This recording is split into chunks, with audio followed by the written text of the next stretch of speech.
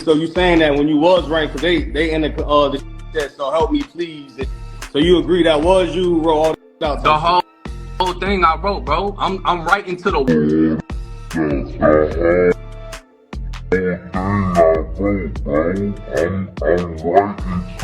Show your face. Show your face, please, with sugar on top.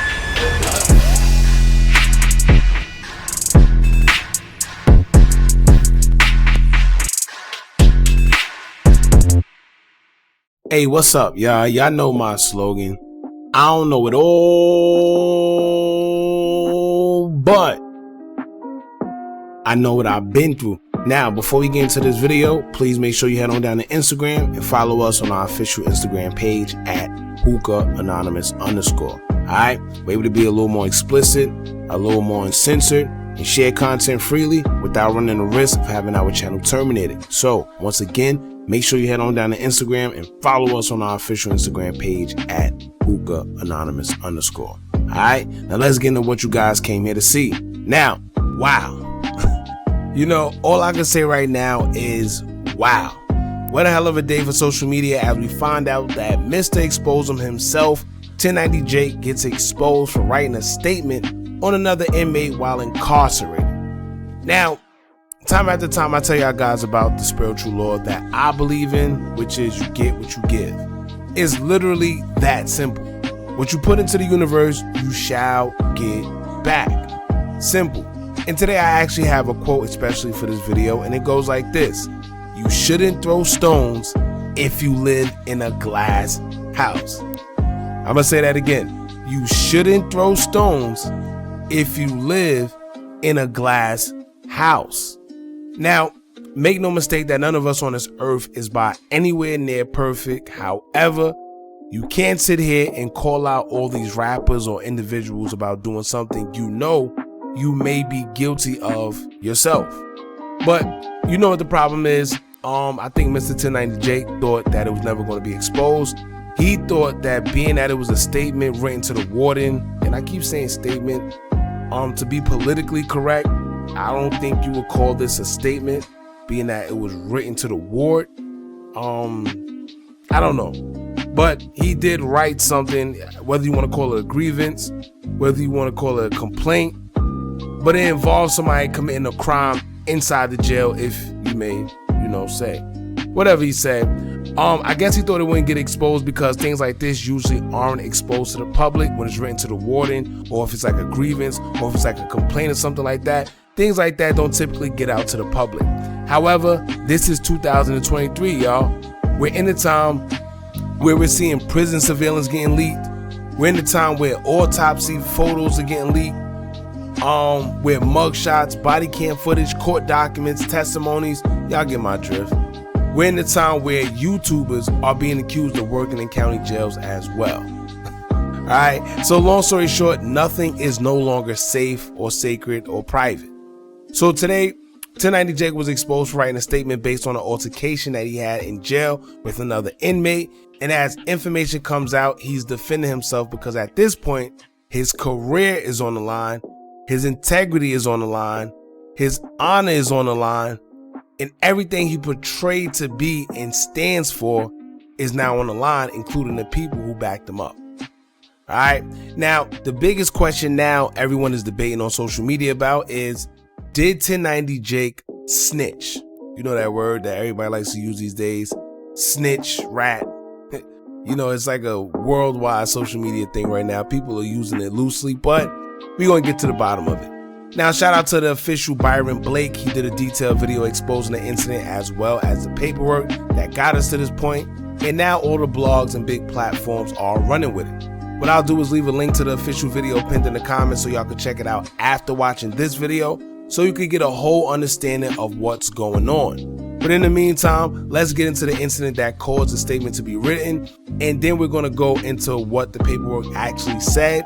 Then we can hear briefly 1090 Jake admit that the handwritten document is in fact him and explain why he actually written the document. Now check this out. An officer would claim that around 6 a.m. he observed inmates Cherry and Hoyer fighting. inmate Cherry armed with a rock, and inmate Hoyer armed with a lock and a sock. The officer would claim he ordered both inmates to stop and that both complied. A simple fighting ticket, basically. 1090 Jake would go on to claim that the contents of this ticket were not true. He would state that the Blood Brothers told him not to fight back and to lay down and just bleed, so that when the officers came, he would look like the victim and not have to move out of the dorm. Review of 1090 Jake's overall inmate record shows that he was in fact housed at Lancaster Correctional Institute on January 16, 2014.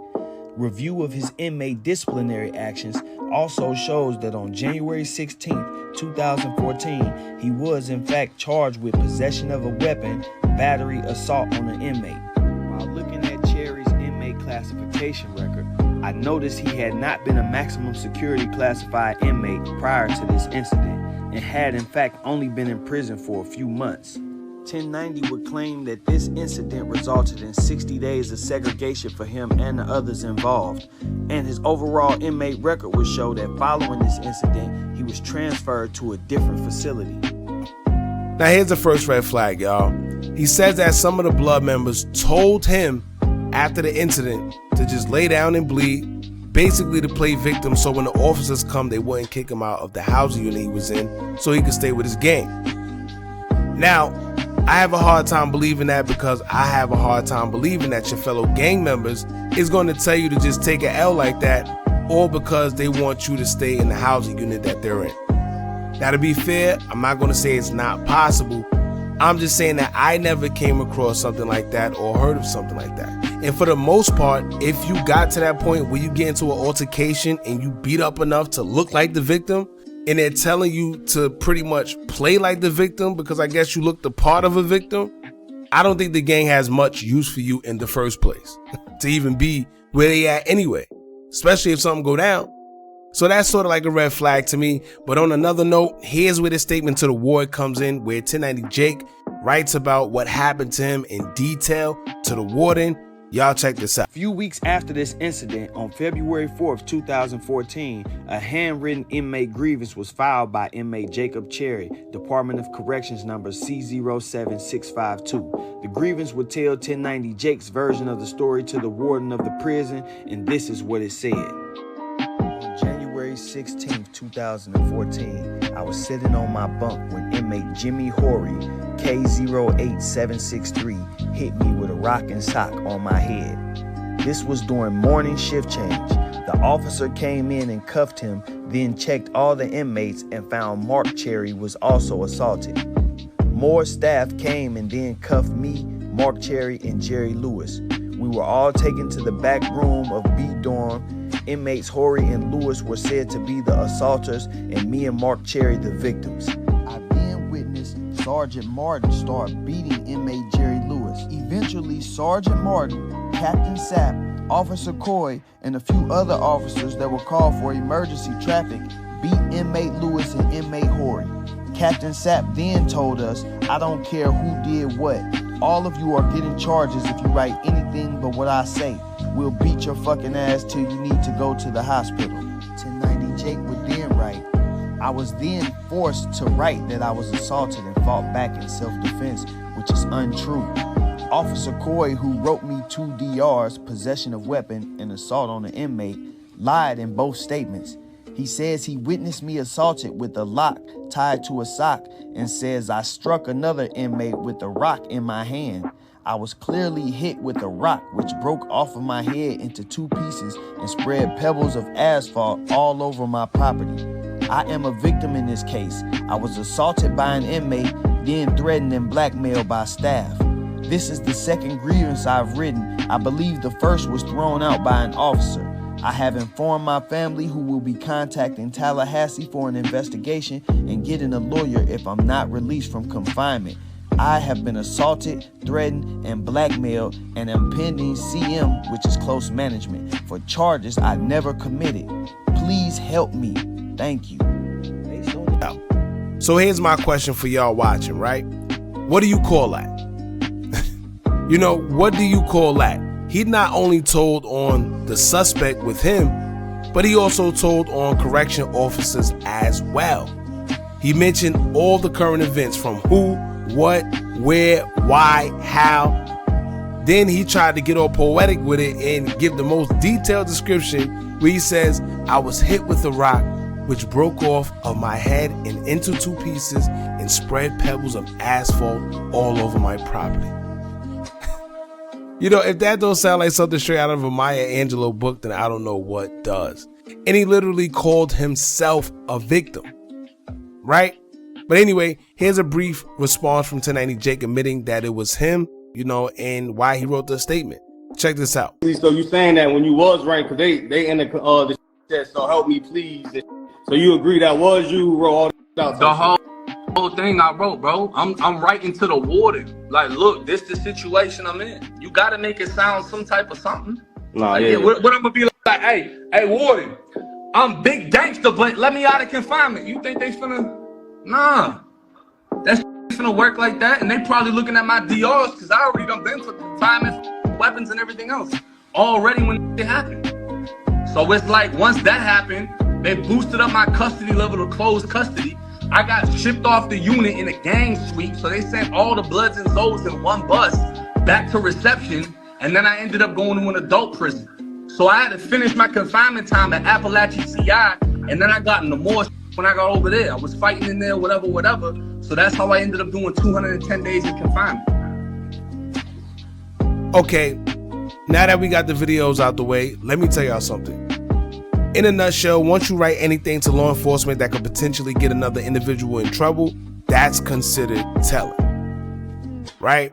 We don't have to sit here and wonder if it's fake or not because he already did the due diligence by admitting that it was real and he did in fact write it. So he cut the mystery out of that part. However, he's trying to say that he had to, quote, make it sound like some kind of something. Yeah, he said he had to make it kind of sound like some kind of something. All right? And he's getting all red trying to explain himself because he knows that is not a good look on himself. You know, it wouldn't even be in his best interest to defend it, to be honest with you. Once you write anything explaining that someone did something to you and it could potentially get somebody in trouble, then you're telling.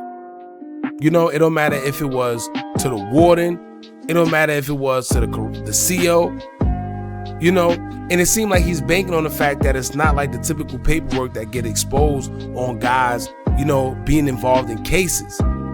But if you're willing to do something like this, then who knows what you would do in a real situation behind the scenes, because I personally think that he thought this would never get out there because they usually don't. And I know about this from firsthand experience. I've actually written a letter to the judge before, but it was nothing to this extent. You know, it was pretty much just explaining, oh, I'm sorry, you know, for my actions. I realized what I did, and I was young at the time, so I was trying to use, you know, sympathy and whatever. Sometimes the judges, they have sympathy for you. You know, before they sentence you, they'll bring down the charges. Sometimes they'll lower the time, whatever the case may be. I tried it, but it was never to this level. All right, it didn't involve the crime that I was, you know, being accused of. It didn't involve anybody's names. It didn't involve me pointing out anybody saying they did X, Y, and Z. It was none of that. It was just me simply stating that I know, you know, the seriousness of the crime I committed. I'm sorry. I apologize. You know, things like that. But once you started saying, yo, matter of fact, so imagine if I would have said that to the judge, you know, I'm sorry that such and such did this and he did this and I did. That'd be a whole different type of statement. You get what I'm saying? So once again, I personally think that he thought this would never get out there, because if he did, then maybe he would have tried to bring it up himself just in case somebody else will try to expose him in the future like this.